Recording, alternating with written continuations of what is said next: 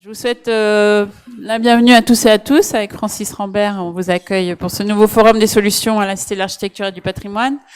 Je suis Hélène Pesquine, la secrétaire permanente du plan urbanisme construction architecture, qui a conçu et co-animé ces forums des solutions avec la Cité de l'Architecture et l'équipe d'Action Cœur de Ville depuis donc maintenant 6 mois, puisque nous ouvrons aujourd'hui le cinquième, mais dernier de la saison Forum des solutions Action Cœur de Ville. Je dis cinquième puisque malheureusement il a fallu en annuler un au mois de décembre. Et donc nous sommes sur le programme du forum numéro 5 qui porte sur les solutions en cœur de ville, petites et moyennes, liées au climat, au paysage et à l'agriculture à partir des ressources du territoire.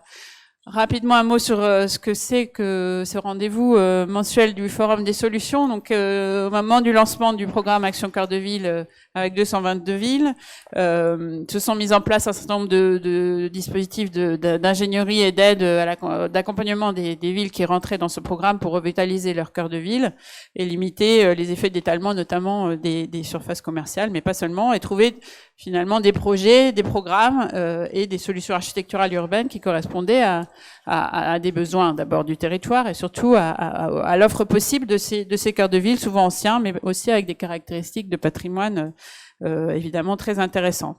Et donc le principe de ces forums lancés en septembre dernier, ça a été, à la suite de la rencontre nationale de mars 2019, de montrer, de donner à voir des réalisations. Donc on n'est pas sur des projets, on est systématiquement sur des réalisations, des success stories, on va dire, de petites villes ou de villes moyennes qui ont trouvé sur un certain nombre de secteurs d'activité des objets, des programmes qui ont permis, et on espère que ça le permettra pour longtemps, la revitalisation de leurs centres anciens. Et donc ça a été depuis le mois de septembre la déclinaison thème par thème de ces solutions. Qui donc sont passés par les questions commerciales, d'habitat, de projets transitoires ou itinérants, et puis de pratiques culturelles, pour arriver aujourd'hui au sujet qui nous tient particulièrement à cœur et qui est un peu précurseur de ce que sera l'année à venir, je crois, d'Action Cœur de Ville. Le préfet Roland Bouchel-Blaiseau nous en parlera mieux que moi, qui est celui finalement de la relation au sol, aux ressources et au paysage de ces villes moyennes et de ces cœurs de ville, et comment, même en centre-ville, on peut s'interroger et s'intéresser à ce que ces ressources peuvent produire comme espace et projet pour la revitalisation des cœurs de ville. Et donc ce sera l'objet du forum de l'après-midi qu'on a constitué et organisé en partenariat étroit avec Valor, qui est donc la Fédération des entreprises du paysage et qui avait en magasin un certain nombre de projets de réalisation exemplaires à nous soumettre, et qui, pour une partie d'entre elles, seront présentées cet après-midi. Et j'en profite pour dire, puisque c'est la dernière édition de ce forum pour, en tout cas avant les municipales 2020, pour dire que nous valoriserons et nous publierons un recueil de l'ensemble des études de cas qui ont été présentées depuis le début. On en reparlera sans doute en fin d'après-midi.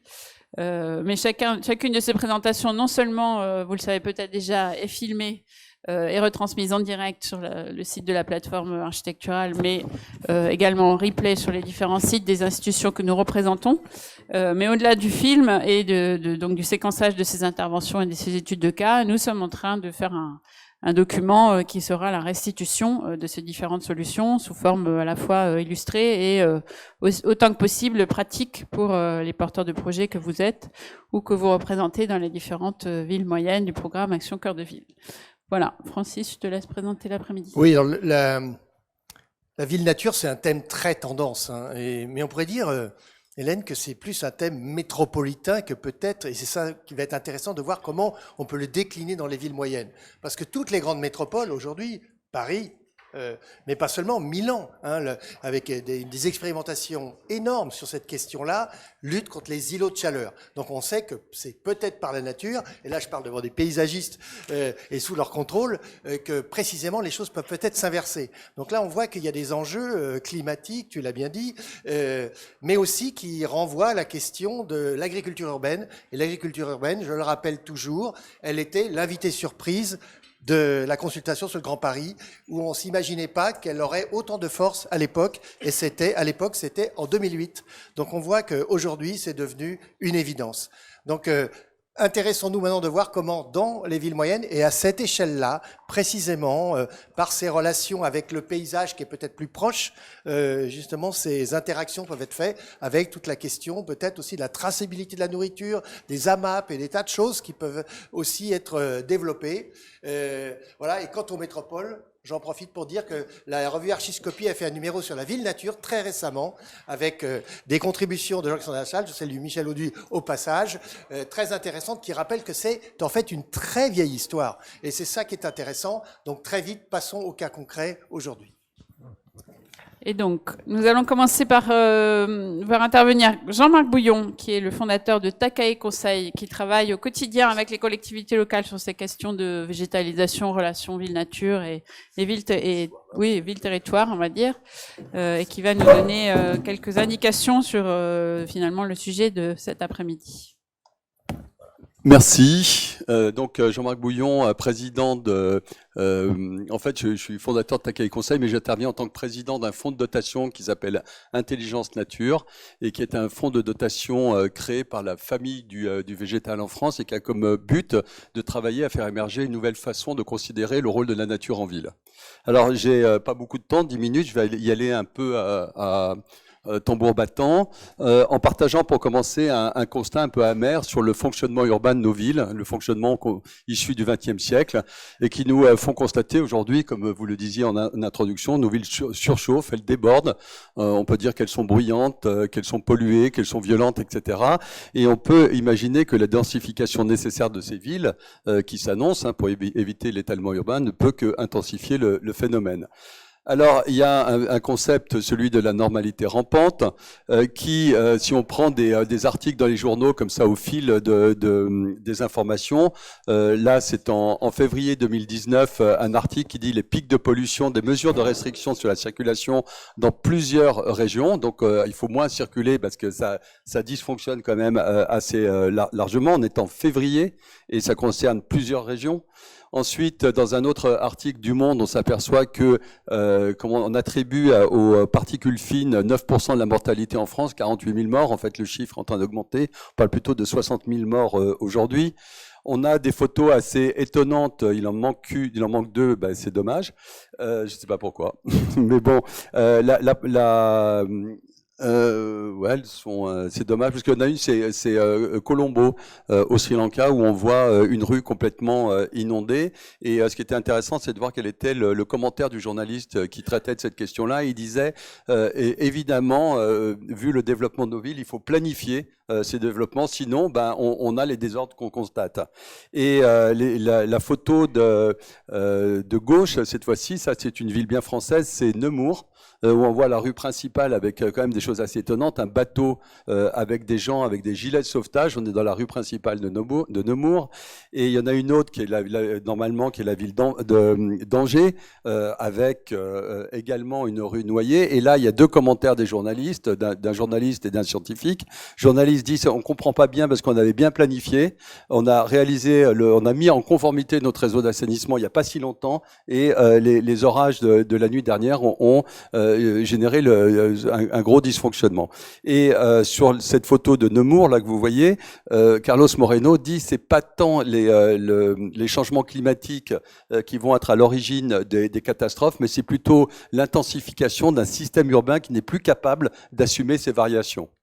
Et la photo de droite, cette fois-ci, est une photo en Allemagne d'un petit village dans le Bade-Württemberg. Petit village, c'est intéressant parce qu'on pourrait penser que le problème urbain, c'est plutôt un problème de grande ville et que finalement les villes de taille moyenne et petite sont moins concernées. C'est pas vrai. Là, c'est un village. Et le commentaire était que la violente tempête de la veille a causé 3 morts et d'importantes dégradations. Et ce qui est intéressant de constater sur cette photo, c'est que les tempêtes de la veille ont créé d'importants dégâts, mais c'est pas les toits qui se sont envolés, c'est le socle urbain qui s'est arraché. Ça pose quand même question de voir que c'est voilà. Alors, ce qu'on peut dire, c'est que la minéralisation des villes, donc l'addition bâtiments, réseaux viaires, etc., génère une augmentation mécanique de la température qui s'additionne à celle de l'augmentation de l'augmentation de la température du réchauffement climatique. L'absence de filtre naturel, donc le peu de végétation, concentre la pollution de l'air.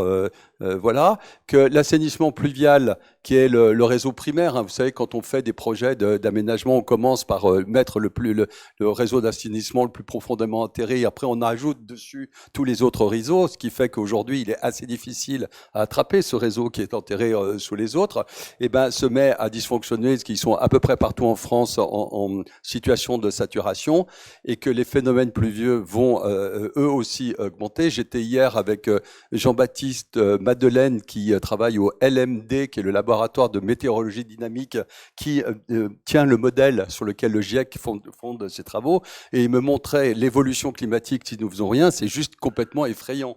C'est effrayant en température, mais c'est effrayant en amplitude.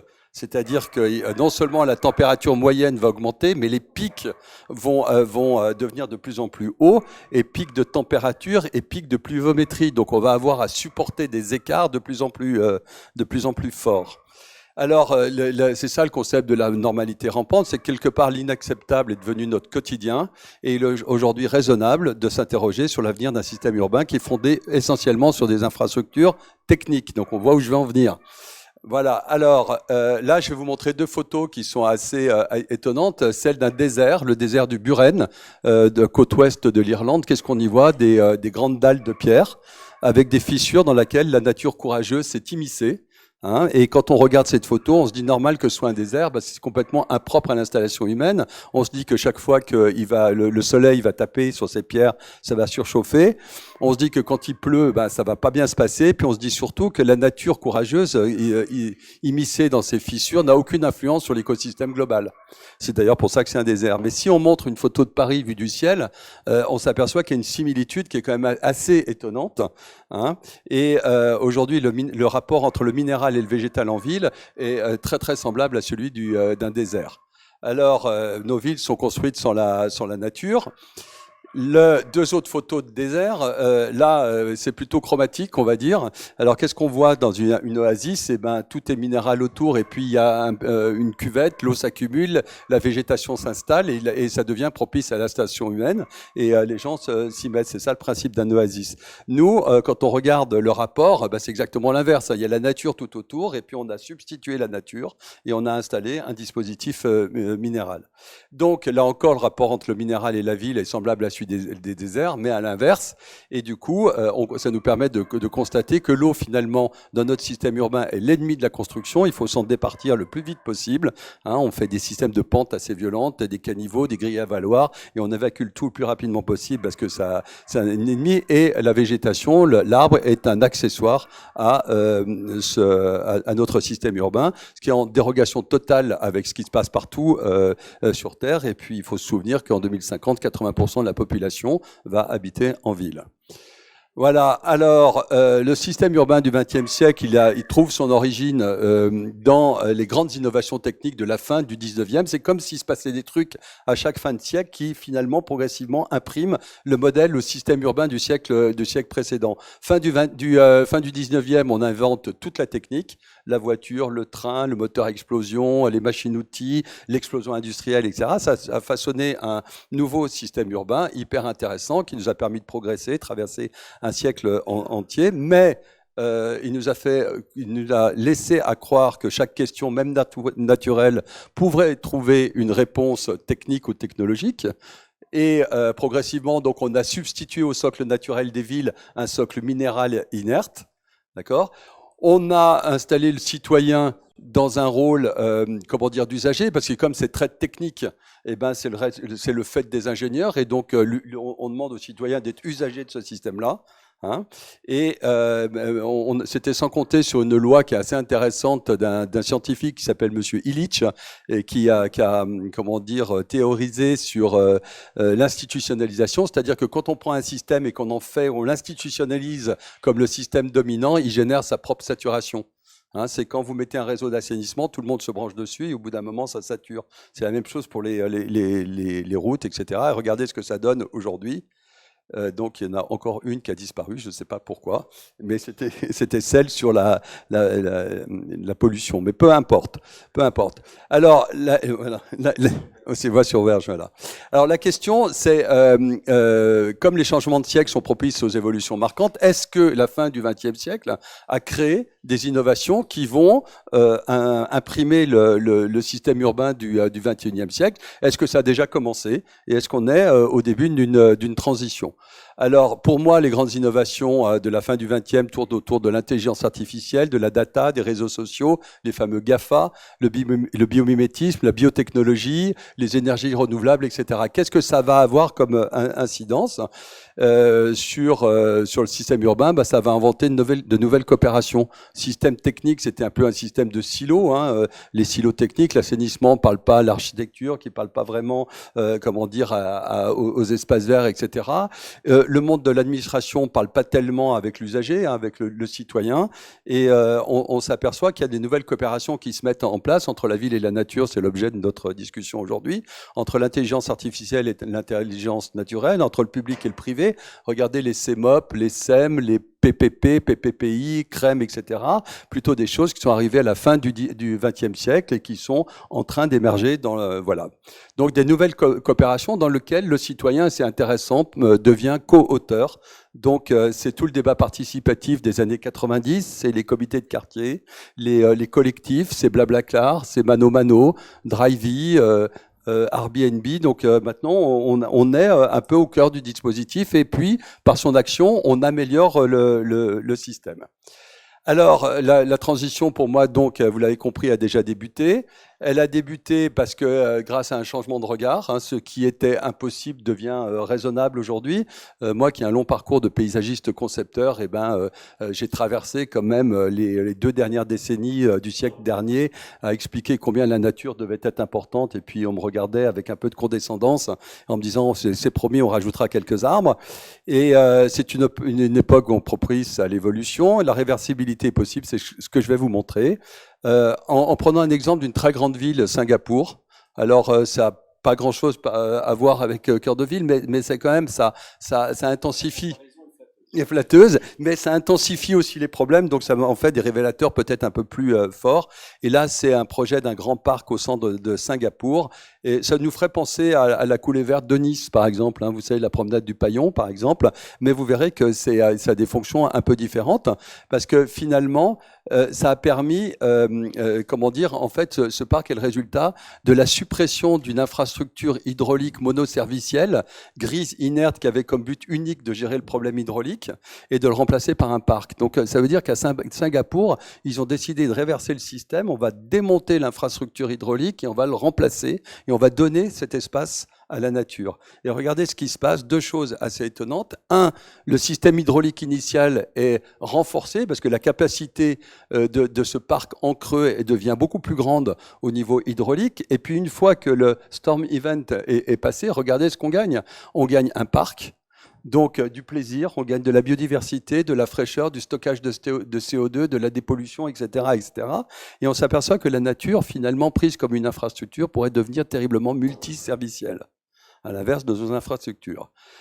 Alors, on parle de services fournis par la nature, hein, de SFN ou de SBN, hein, les bénéfices de la nature. Et donc, dans une notion d'infrastructure de nature qui devient une infrastructure à part entière, une sorte de système immunitaire qui manquerait à nos villes et qui les empêcherait d'être autonomes dans leur résilience aux phénomènes climatiques. Hein, cette difficulté rappelée par Carlos Moreno de notre système urbain technique à assumer seul son propre changement, sa propre évolution, etc., ce que la nature pourrait offrir. Et on voit aujourd'hui qu'on va planter non plus mais aussi parce que c'est plus beau, mais aussi parce que c'est plus écolo, mais aussi parce que c'est plus social, mais on va planter pour infiltrer, rafraîchir, vous le disiez en introduction, dépolluer les villes, etc. Alors c'est important de penser infiltrer, rafraîchir, dépolluer, etc. et de se souvenir de cette notion d'infrastructure servicielle, parce qu'en fait, il y a un programme de recherche qui s'appelle Nature for Cities, qui est un gros programme européen de recherche à détecter, et classé 75 typologies de fonctions écosystémiques fournies gratuitement par la nature, utiles à l'homme et au système urbain. Et on peut dire que le système urbain du XXe siècle n'en a utilisé quasiment aucune. Et aujourd'hui, on est en train de comprendre qu'on a un champ d'exploration assez extraordinaire qui nous tend les bras. Donc, le paysage est essentiel à la ville, donc il est essentiel au programme de l'action Cœur de Ville, évidemment. Alors, certains, toujours ce rythme un peu haletant, je suis désolé, mais certains l'ont compris. Les anglo-saxons, peut-être plus rapidement que nous, parce qu'ils ont un rapport pragmatique aux choses, à l'argent, au retour sur investissement, enfin des choses qui quand même sont importantes quand on parle du système urbain, parce que quel est le ROI, combien ça coûte, etc., etc. Et là, c'est un article qui vient de paraître sur un forum qui dit que les parcs urbains ne sont pas du luxe. Et regardez ce qu'ils disent. Ils font partie de la structure physique de base nécessaire au fonctionnement d'une société. Donc, on a dans la physique de base. Ils rendent les villes plus habitables, résilientes à l'environnement, attirent les entreprises et les emplois. Donc, rapport entre la nature et l'attractivité des territoires. Une vraie question de l'opération Cœur de Ville. Ils augmentent la compétitivité économique, autre but recherché par notre programme, créent de nouvelles sources de revenus. Ils font économiser des milliards de dollars sur les coûts des infrastructures traditionnelles parce que cette nature infrastructure coûte pas cher. Et donc, c'est une infrastructure essentielle pour les villes du XXIe siècle. C'est ce que dit cet article américain.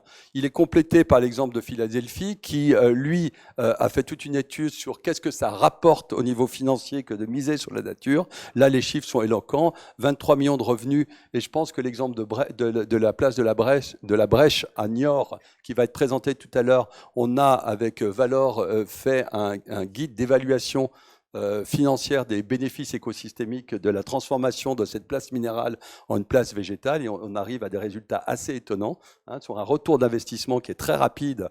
Donc miser sur les espaces verts, sur la nature est un pari qui est gagnant. Voilà, les richesses pour les habitants, c'est la valeur hédonique des biens, enfin, etc., etc. J'ai presque fini.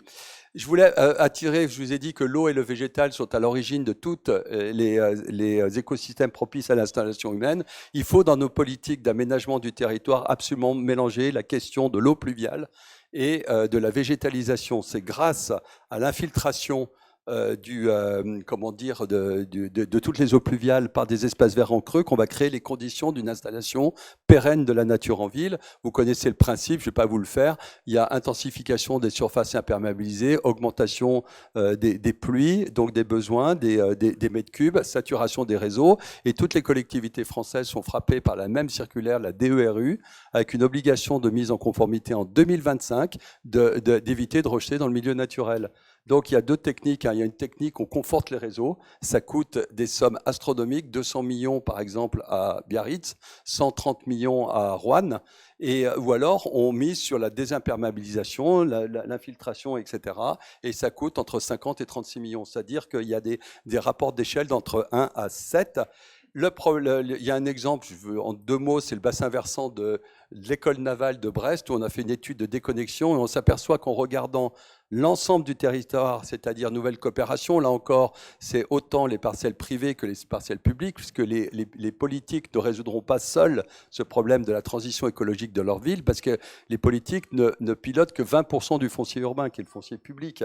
80% du foncier, c'est du foncier privé, donc il faut emmener les acteurs économiques, les propriétaires, les entreprises, etc., dans une cause commune. Et quand on regarde bien comment ça se passe, est-ce qu'il est possible de désaccorder le système pluvial du réseau d'assainissement? On s'aperçoit qu'il y a 70% du bassin versant qui est facile ou très facile.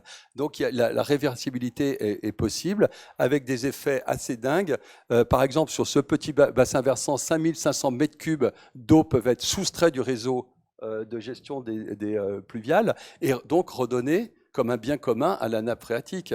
Pour un coût moyen de 110 € le mètre cube, à comparer aux 800 ou 1000 € le mètre cube par le système traditionnel de bassin de confinement, bassin d'orage, pompe de relevage, etc., etc. Là, vous voyez toujours ce rapport de 1 à 7. Et ce qui est intéressant, c'est que comment dire, bon, je vous ai dit que les deux travaillaient ensemble, mais c'est là qu'on trouvera le modèle économique de l'infrastructure verte. C'est par les économies qu'on va faire sur la mise en conformité des réseaux d'assainissement.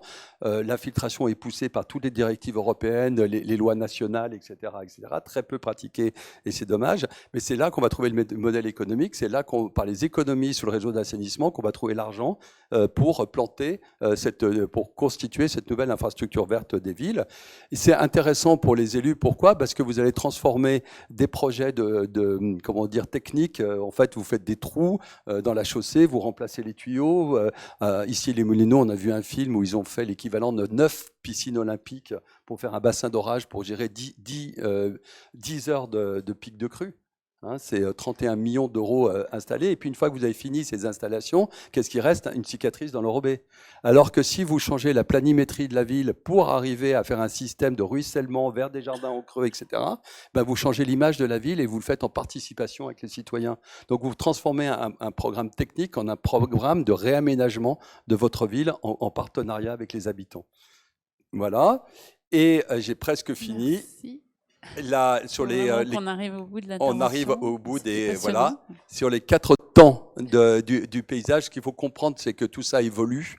Dans les années 70, le paysage était décoratif. C'était la notion d'espace vert. Souvenez-vous, les pelouses étaient interdites. Ça servait à voilà. Dans les années 80, le paysage devient social. C'est les grands parcs, c'est Bercy, Citroën, Gerland, etc. Dans les années 2000, il devient écologique. C'est les trams vertes et bleues, les corridors écologiques, etc. Et aujourd'hui, il devient écosystémique. Et donc, est-ce que la nature ne porterait pas en elle des techniques qui pourraient être utiles à renouveler notre système urbain, nous faire passer du 20e au 21e siècle? Et ce qui est intéressant, c'est que c'est cette 4e compréhension, sans oublier les 3 premières qui restent vraies, qui va faire rentrer le paysage dans le champ de l'infrastructure, donc dans les économies pérennes de nos collectivités, celles qui sont structurantes, et donc dans les endroits favorables des arbitrages. Voilà, j'ai presque fini. C'est la dernière slide. C'est les dernières canicules.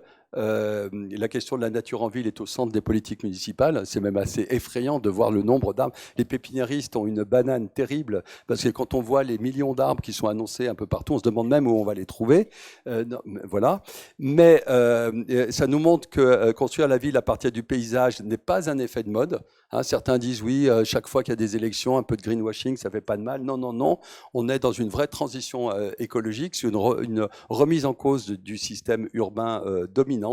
Voilà, et une vraie transition, et une transition qui est possible car des solutions existent, et elles existent grâce à la nature et à son intelligence. Voilà, j'ai fini. Un peu au pas de charge, je m'en excuse. Merci beaucoup, Jean-Marc Bouillon. Non, super.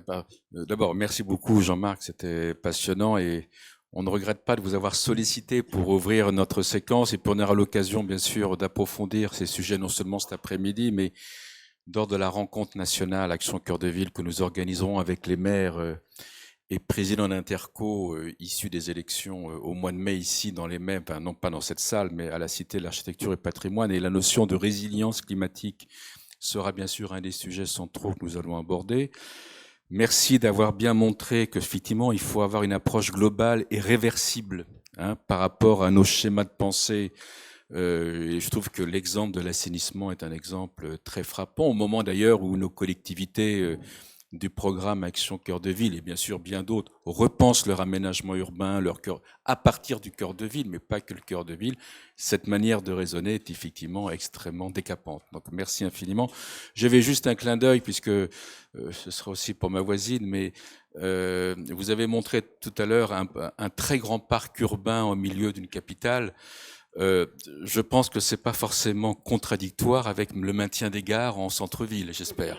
Voilà, mais je faisais juste un clin d'œil voilà, c'était juste un clin d'œil, voilà, mais qui était, en tout cas, nous à Cœur de Ville, on est très attachés dans nos villes moyennes à ce que les trains continuent d'arriver au cœur de ville, ce qui n'est pas du tout incompatible avec, bien sûr, végétaliser et remettre plus de campagne dans la ville, faire le contraire d'Alphonse Sallet. Voilà, pardon, mais en tout cas, merci infiniment pour cette introduction. Merci beaucoup. Alors,